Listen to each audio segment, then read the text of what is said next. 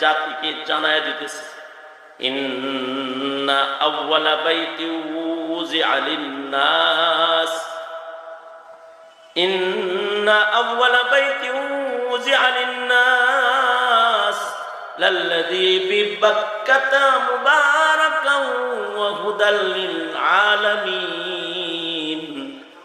নিশ্চয় পৃথিবীর পয়লা ঘর যেটা, এটা মক্কায় নির্মিত হয়েছে। একজন ব্যক্তির জন্য না, একটা পরিবারের জন্য না, একটা সমাজের জন্য না, কোন দেশের মানুষের জন্য না,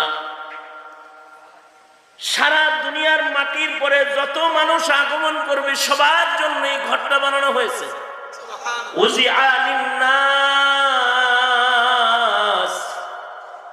সারা পৃথিবীর সব মানুষের জন্য এই ঘরটা নির্মাণ করা হয়েছে।